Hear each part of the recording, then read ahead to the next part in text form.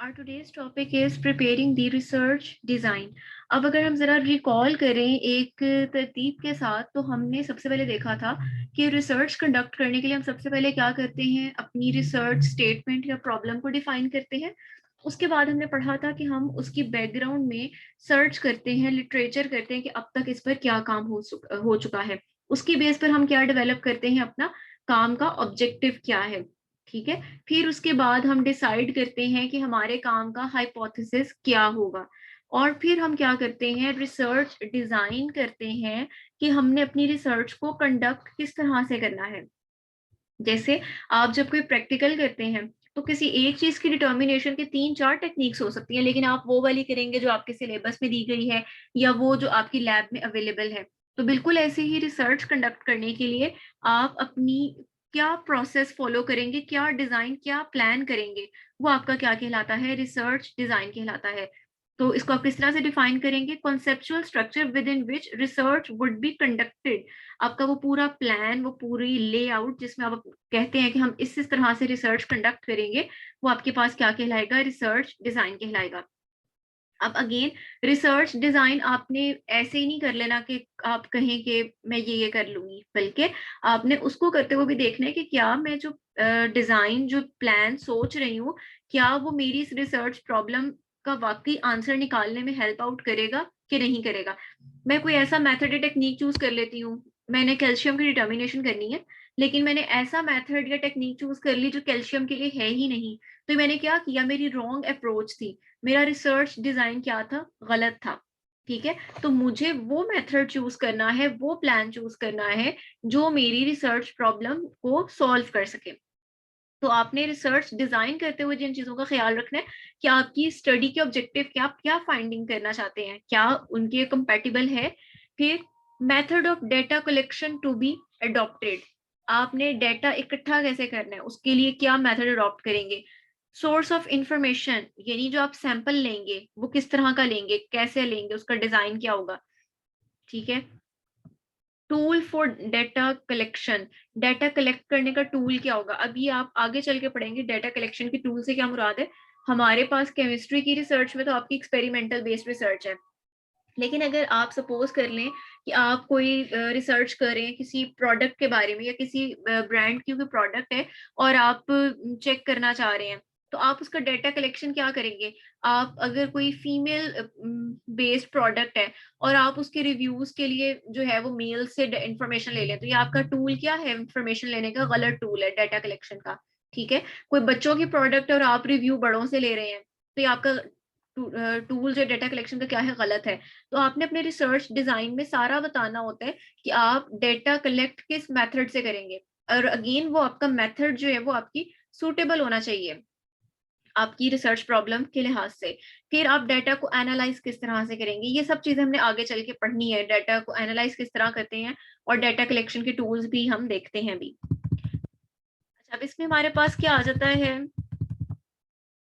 objective of the research study. Objectives identify to answer the research questions have to be listed, making sure, ये आप पीछे पढ़ चुके हैं कि रिसर्च स्टडी के जो ऑब्जेक्टिव होते हैं आप उनको नंबरिंग में लिखते हैं। और आपने ये भी पढ़ा था कि जो ऑब्जेक्टिव होता है वो एक्शन वर्ब से स्टार्ट होता है, जैसे to evaluate, to determine, to find out, to investigate, इस तरह से स्टार्ट होता है।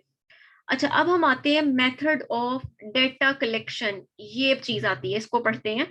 मेथड ऑफ डेटा कलेक्शन क्या है, डेटा को कलेक्ट करने के, अब ये चीजें किसके अंदर आ रही हैं, रिसर्च डिजाइन के अंदर आ रही हैं। देखिए, रिसर्च डिजाइन का मतलब क्या है कि आपने रिसर्च किस तरह कंडक्ट करनी है। ठीक है। तो रिसर्च कंडक्ट तभी होगी ना जब आप डेटा ऑब्टेन करेंगे, डेटा हासिल करेंगे। डेटा ही नहीं लिया होगा तो आप रिसर्च नहीं कर सकते। अब डेटा हम किस किस तरह से ले सकते हैं, हमारे पास दो सोर्सेज हैं, प्राइमरी डेटा सोर्सेज हैं और सेकेंडरी डेटा सोर्सेज हैं।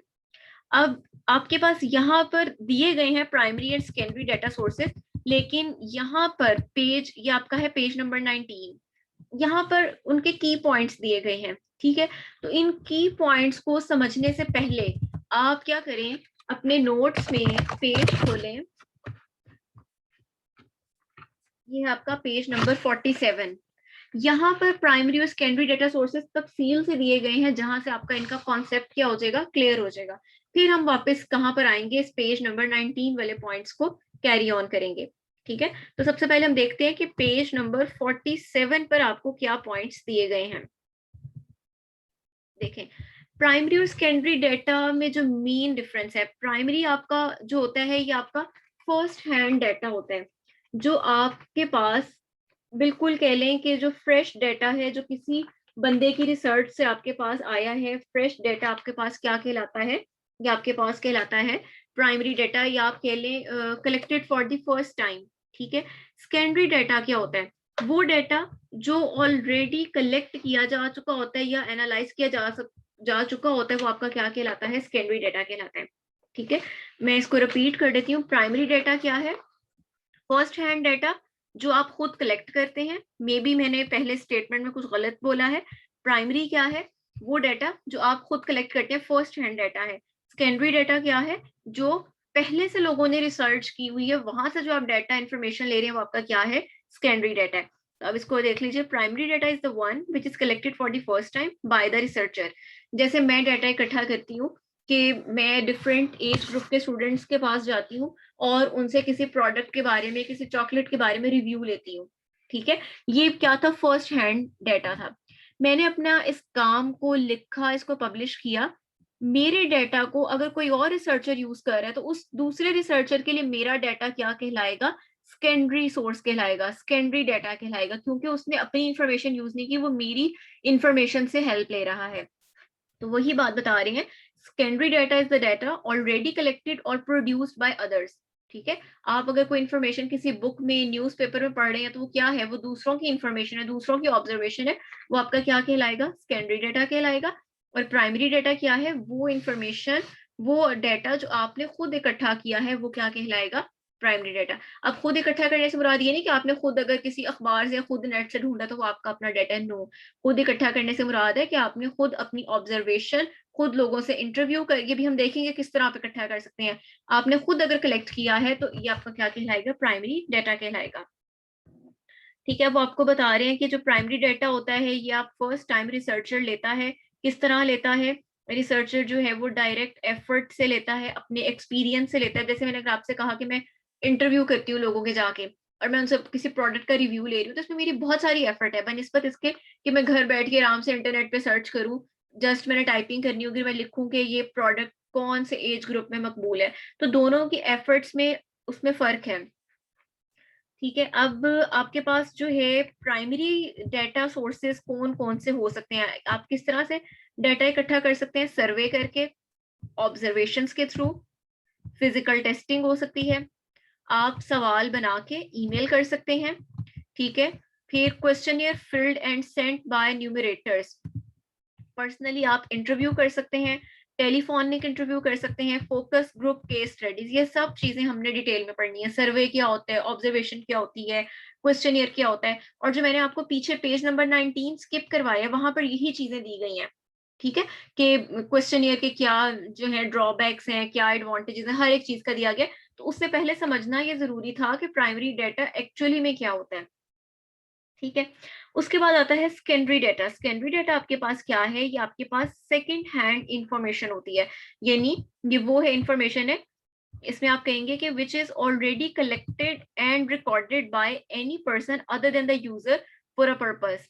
ठीक है, अब इसमें आपके पास क्या आ जाती है, सेंसस, यानी कोई मर्दमशुमारी वगैरह के रिकॉर्ड है, कोई पब्लिकेशन है, कोई किसी ऑर्गेनाइजेशन का डाटा है, कोई किताब है, जर्नल आर्टिकल है, कोई वेबसाइट है, ये तमाम वो सोर्स हैं। जैसे अगर आप वेबसाइट पे, मैं आपसे कहती हूँ कि इस टॉपिक पर असाइनमेंट बनाएं, आप क्या करते हैं, आप या तो बुक से डाटा लेते हैं, आप जो है किसी रिसर्च आर्टिकल का डाटा लेते हैं। तो ये आपने क्या किया, आपने किसी और की गैदर की हुई इंफॉर्मेशन से मुझे आपने क्या की, इंफॉर्मेशन दी। अगर आप किसी ऐसी जगह से डाटा इकट्ठा कर रहे हैं तो वो क्या कहलाएगा, सेकेंडरी डाटा कहलाएगा। अब सेकेंडरी डाटा जो है इसके कुछ एडवांटेजेस होते हैं, जैसे अगर आप देखें तो सबसे जो है कि ये इजीली अवेलेबल है, टाइम बच जाता है, रिसर्चर की कॉस्ट बच जाती है। देखें, इसमें आपने सिंपली क्या करना है, आपने या तो लाइब्रेरी जाके बुक्स देखनी है या आपने नेट पर सर्च करना है। इसके मुकाबले में अगर मैं आपसे कहती हूँ कि आपने लोगों के पास जाके सवाल जवाब करने हैं तो आपको क्वेश्चंस डिजाइन करने पड़ेंगे, आपको उन सवालों को लिखना पड़ेगा। अगर आपने जाकर करना है तो आपको 3-4 मुख्तलिफ जगहों को विजिट करना पड़ेगा, वहां पर आपका अगर आप कहते हैं कि मैं आज के दिन इस कॉलेज के बच्चों का इंटरव्यू लूंगी, आज के दिन इस कॉलेज, तो आपको डेली उस कॉलेज में 4 से 5 घंटे स्पेंड करने पड़ेंगे। इट मीन्स कि जो आपका प्राइमरी डेटा है वो टाइम टेकिंग है। सेकेंडरी डेटा उसके मुकाबले में क्या है, फ्यू आवर्स में आप एक दिन में या 1 घंटे के अंदर भी क्या हो सकते हैं, फ्री हो सकते हैं, जबकि प्राइमरी डेटा के कलेक्शन में आपको 1 वीक या 1 मंथ भी लग सकता है। इसके अलावा डिसएडवांटेज क्या है सेकेंडरी डेटा का, देखें सेकेंडरी डेटा जो है ये वो इंफॉर्मेशन है जो दूसरों ने इकट्ठी की है, और इसमें कहीं ना कहीं गलती के भी चांस हो सकते हैं, और इसमें कहीं ना कहीं ये भी हो सकता है कि आपका डेटा जो है वो अप टू डेट ना हो। ठीक है, तो इसमें हमारे पास कुछ ना कुछ ड्रॉबैक्स भी आ जाते हैं। यहाँ उन्होंने आपको कुछ कंपैरिजन दिया है, सबसे पहले डिफाइन किया है, फिर उसके बाद डेटा ये आपके पास रियल टाइम मौजूदा वक्त का होता है, जबकि सेकेंडरी डेटा थोड़ा सा पुराना होता है। सही बात है, वो पुराना था तो वो पब्लिश हुआ, वो नेट पर आया और फिर आप तक पहुंचा। ठीक है, इसके अलावा इसमें जो है ये बहुत ज्यादा आपका टाइम लेता है, बहुत ज्यादा आपको इसमें इन्वॉल्व होना पड़ता है, जबकि सेकेंडरी डेटा को कलेक्ट करना जो है प्रोसेस क्या है, अच्छा खासा जल्दी और आसान हो जाने वाला है। अच्छा, ये बड़ा इंपॉर्टेंट है कि प्राइमरी डेटा के सोर्सेस क्या हैं। सर्वे करना, ऑब्जर्वेशन करना, एक्सपेरिमेंट करना, पर्सनली इंटरव्यू लेना, क्वेश्चनियर, ये सब चीजें हमने आगे डिटेल में पढ़नी है। ठीक है, सेकेंडरी डाटा इसका सोर्स क्या है, कोई गवर्नमेंट पब्लिकेशन, कोई वेबसाइट, कोई बुक, कोई जर्नल के अंदर आर्टिकल, कोई भी आपका रिकॉर्ड है किसी कंपनी का, आपने उनके पुरानी फाइलें निकलवाई हैं, वहां से आपने डाटा लिया है, तो वो क्या है, सेकेंडरी डाटा है। एक्सपेंसिव है, खर्चा आएगा, मैंने अभी आपको बताया कि आपको आना जाना पड़ेगा, अगर आपने जो है कोई ऑब्जर्वेशन करनी है, एक्सपेरिमेंट रन करना है, ये एक्सपेंसिव है। जबकि सेकेंडरी डेटा उसके मुकाबले में क्या होता है, इकोनॉमिकल है, इसमें आपकी ज्यादा कॉस्ट नहीं आती, कलेक्ट करने में खासा टाइम लगता है, लंबा प्रोसेस है। सेकेंडरी डेटा आपके पास क्या होता है, इसको कलेक्ट करने में कम टाइम लगता है। स्पेसिफिसिटी, प्राइमरी डेटा हमेशा रिसर्चर की जो जरूरत थी ये उसको ही एड्रेस कर रहा होता है, टू दी पॉइंट इंफॉर्मेशन मिलती है। लेकिन सेकेंडरी डेटा में आपके पास इस बात की पॉसिबिलिटी होती है, बाजुकात तो आपको बिल्कुल up to the requirement data मिल जाएगा, बाजुकात नहीं भी मिलता। अगर मैं आपको असाइनमेंट में कोई ऐसा क्वेश्चन दे देती हूँ कि आपने नेट खंगाल लिया, आपने बहुत सर्च की, लेकिन आपको अपनी टू दी पॉइंट जो आप आंसर ढूंढना चाह रहे थे वो नहीं मिला, तो इसका मतलब है कि सेकेंडरी डाटा जो है वो आपको स्पेसिफिक नहीं भी हो सकता। फिर उसके बाद प्राइमरी डेटा जो होता है वो क्रूड फॉर्म में होता है, सेकेंडरी डेटा जो होता है वो रिफाइंड फॉर्म में होता है। इसका क्या मतलब है, आपने 4 कॉलेजेस का विजिट किया, आपने सवालों के जो जवाब थे, यस नो या जो भी आपके क्वेश्चंस थे वो आंसर आ गए, अभी आपने उसको एनालाइज नहीं किया कि कितने लोगों ने हाँ में जवाब दिया, कितनों ने ना में दिया, यानी प्राइमरी डेटा आपका क्या था, क्रूड फॉर्म में था। उसके मुकाबले में अगर आप बात करें सेकेंडरी डेटा की, तो ये क्या होता है, रिफाइंड अरेंज्ड फॉर्म में होता है, क्योंकि पहले से किसी रिसर्चर ने इस पे काम किया हुआ है, तो वो क्या करेगा, सारे डाटा को एक टेबल या ग्राफ की फॉर्म में, अरेंज फॉर्म में आपके सामने प्रेजेंट करेगा। जो आपका प्राइमरी डाटा होता है उसके अंदर एक्यूरेसी और रिलायबिलिटी ज्यादा होती है, काबिल भरोसा ज्यादा होता है, जबकि सेकेंडरी डाटा में ये चीज क्या होती है, लैक कर रही होती है। ठीक है, अब यहाँ पर आपको ब्रीफली बताया गया कि प्राइमरी डाटा के सोर्सेज कौन कौन से हैं। अगर आपको यहाँ से करना आसान लगता है तो यहाँ से कर लीजिए, सर्वे ऑब्जर्वेशन, या अगर आप वापस अपने उधर ही नोट्स में जो पेज नंबर 19 था आई गेस, हाँ जी 19 ही था, आप वहां से भी कर सकते हैं जहां से आपको इनके पॉइंट्स करना इजी लगे। Yes, it's page number 19। ठीक है, पहले हम यहाँ से देख लेते हैं, फिर अपने नेक्स्ट लेक्चर में हम वहां से पॉइंट्स को भी देख लेंगे एक नजर। Survey may be conducted in the field by the researcher, the respondents are contacted by the research person personally, telephonically और थ्रू ईमेल। इसमें क्या है, रिसर्चर, रिस्पोंडेंट कौन होंगे, जो उस रिसर्च के बारे में आप जिनसे सवाल जवाब कर रहे हैं। जैसे मैं अगर किसी जूस के बारे में रिसर्च कर रही हूँ कि ये जूस जो है वो लोगों में पसंद किया जाता है, नेस्ले ब्रांड है, पसंद किया जाता है कि नहीं किया जाता है, ठीक है, तो आप लोगों से मैं इस बारे में राय लेती हूँ, तो आप लोग मेरे क्या कहलाएंगे, रिस्पोंडेंट, और मैं क्या कहलाऊंगी, रिसर्चर। तो आप क्या कह रहे हैं कि रिसर्च पर्सन क्या करेगा, अपने रिस्पोंडेंट के साथ किसी भी तरीके से रब्ता कर सकता है, टेलीफोनिकली कर सकता है, ईमेल के थ्रू कर सकता है, पर्सनली जाके भी सवाल जवाब कर सकता है। लेकिन सर्वे में भी क्या है, टाइम लगता है, एफर्ट लगती है, मनी लगती है, ये सब उसके क्या है, डिसएडवांटेजेस हैं। ठीक है, उसके बाद आ जाता है, अब इसमें भी आगे कैटेगरी है स्ट्रक्चर्ड और अनस्ट्रक्चर्ड, जो कि हमारा फिर एक अलग से टॉपिक है। ठीक है। तो अगर बीच में कोई ऐसी टर्म्स आ जाती है तो उनसे परेशान नहीं होना, वो आगे हमारी फर्दर क्लियर होती जाएंगी। ऑब्जर्वेशन, ऑब्जर्वेशन आप सबको पता है कि obtaining information involve measuring variables or gathering of data necessary for measuring the variables under investigation। इसमें आपने क्या करना होता है, चीजों को गौर से देखना होता है, नोट करना होता है कि फिनोमिना, थिंग्स किस तरह से हैपन हो रही हैं, और फिर आप इंफॉर्मेशन कलेक्ट करते हैं। इंटरव्यू में आप क्या करेंगे, gain an understanding of the underlying reasons and motivation for people's attitude, preference और behavior। किसी भी चीज के बारे में लोगों का एटीट्यूड क्या है, प्रेफरेंस क्या है, पसंद नापसंद क्या है। ठीक है। तो इंटरव्यू भी आपके जो है ग्रुप की फॉर्म में भी हो सकते हैं कि मैं अपने सामने 4 लोगों का ग्रुप बिठा के उनकी राय ले लूं, या ये भी हो सकता है कि मैं हर फर्दन फर्दन सबसे उनकी राय लूं। तो 1 to 1 भी हो सकते हैं, ग्रुप्स में भी हो सकते हैं। क्वेश्चन ईयर क्या होता है, कि क्वेश्चन ईयर में आप क्या करते हैं कि जो भी आपने अपने रिस्पोंडेंट से सवाल जवाब करने हैं वो किस फॉर्म में होते हैं, रिटर्न फॉर्म में होते हैं। ठीक है। जैसे अगर आप किसी रेस्टोरेंट का फीडबैक फॉर्म फिल करें तो वो आपसे आके सवाल जवाब में नहीं पूछते कि मैम आपको खाना कैसा लगा, मैम आपको हमारी सर्विसेज कैसी लगी, वो आपको कार्ड दे देंगे। ठीक है। तो वो एक तरह से क्या है, सॉर्ट ऑफ क्वेश्चन ईयर, कि उन्होंने रिटर्न फॉर्म में अपनी जो भी सवाल थे वो दे दिए, और आपने उसमें हाँ ना, ये एग्री डिसएग्री एक्सीलेंट आपने उनको टिक मार्क कर दिया। ठीक है। तो इसमें क्या होता है, क्वेश्चनियर में एक लिस्ट ऑफ आइटम्स दिए होते हैं जिनमें से रिस्पोंडेंट को टिक मार्क करना होता है। ठीक है। अगेन क्वेश्चनियर का टॉपिक हमारा अलग से भी आएगा, वहां पर ही आपको फर्दर क्लियर हो जाएगा। ठीक है।